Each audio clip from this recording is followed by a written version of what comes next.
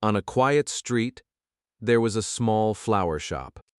It stood at the corner, between a bakery and an old house with a wooden door. Most people walked past it without thinking too much. It did not have bright signs or loud music. But if you stopped for a moment, you could smell fresh flowers in the air. The shop was called Corner Bloom. Inside, there were flowers of every color: soft pink roses, white lilies, small yellow daisies, and green plants in simple pots. The space was not big, but it felt calm and warm. Lily worked there.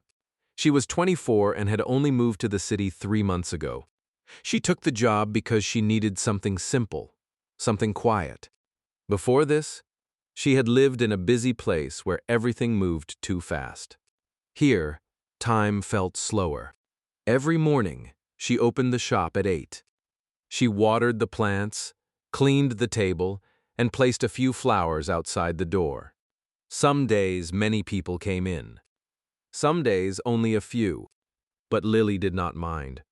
She liked the silence between customers. One morning, something unusual happened.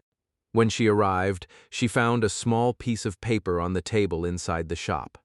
It was a simple note. "1 bouquet, please. No name. Deliver to this address." Below the message was an address Lily did not know. There was also money, placed neatly beside the note. Lily looked around. The door had been locked. The windows were closed. She was sure no one had been inside. Maybe, she thought, the owner had come early.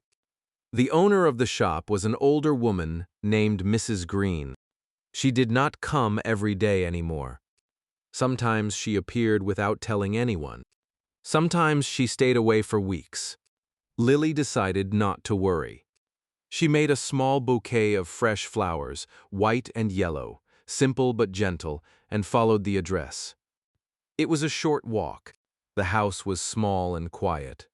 When Lily knocked on the door, an old man opened it. He looked surprised. "For me?" he asked. Lily nodded. "Yes. Someone sent you flowers." The old man took the bouquet slowly. For a moment, he did not speak. Then he smiled, but his eyes were a little wet. "Thank you," he said. Lily walked back to the shop with a strange feeling. Who had sent the flowers? The next morning, there was another note. This time, the address was different. Again, no name. Again, money was placed beside the paper. Lily felt curious now.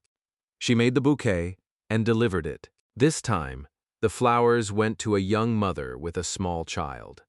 The woman looked tired, but when she saw the flowers, her face changed. She smiled in a quiet, thankful way. "Who sent them?" she asked. "I don't know," Lily said. The woman held the flowers close. "Then please tell them thank you." But Lily had no one to tell. Days passed. Each morning a new note appeared.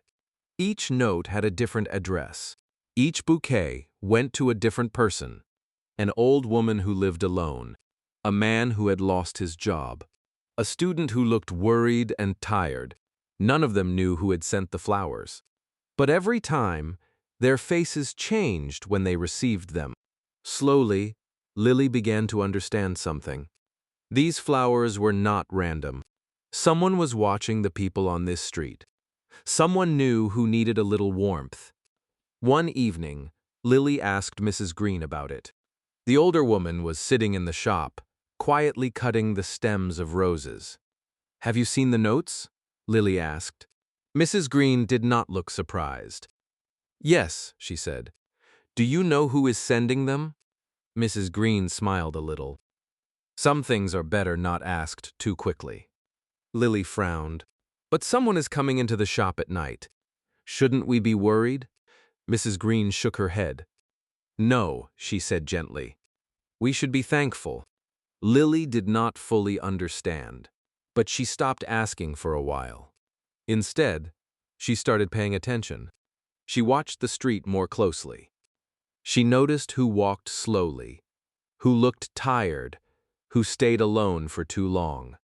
And she began to wonder, was the person choosing these people from the street? Or did they already know them? One rainy evening, Lily stayed late to finish some work. The street outside was almost empty. The shop was quiet. At around 9, she heard something, a soft sound near the door. Lily turned quickly. The door moved just a little. Someone stepped inside. It was a man. He looked to be in his 30s, wearing a dark jacket. His hair was wet from the rain. He did not see Lily at first. He walked to the table. Then he placed a note down. Lily spoke before she could stop herself. "Wait." The man froze. He turned slowly. For a moment, neither of them spoke. Then Lily said, "You're the one leaving the notes." The man looked surprised.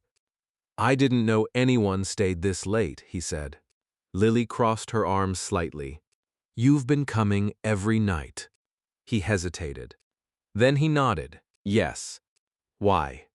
The question came out more directly than she expected. The man looked at the flowers around him. Then he said quietly, "Because someone once did the same for me." Lily felt her anger soften. "What do you mean?" The man took a slow breath. "A few years ago, I lost almost everything," he said. "My job, my home, my plans. I thought no one saw me. Then one day, I received flowers." He smiled faintly. There was no name, no message, just flowers. Lily listened carefully. "It didn't fix my life," he said, "but it made me feel seen." He looked at her. "So I started doing the same thing." Lily glanced at the table. "The money?" she asked. "I always leave enough," he said. "I don't want the shop to lose anything." Lily was quiet for a moment. Then she asked, "How do you choose the people?" The man thought for a second. "I walk," he said. "I watch.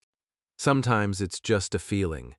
Lily nodded slowly. Outside, the rain continued. Inside, the shop felt different now. "Can I help?" she asked suddenly. The man looked surprised. "You don't have to." "I know," Lily said, "but I want to." The man studied her face. Then he smiled, just a little. "Okay." After that night, things changed. Lily still made the bouquets. But now, sometimes, she chose the flowers more carefully. Sometimes she added a small note. "For you." Nothing more. The man still came at night. Sometimes they spoke. Sometimes they worked in silence. They never told anyone else. But something small began to grow. Not just in the shop, but on the street. People started smiling more. They greeted each other more often. They stopped to talk. They noticed things.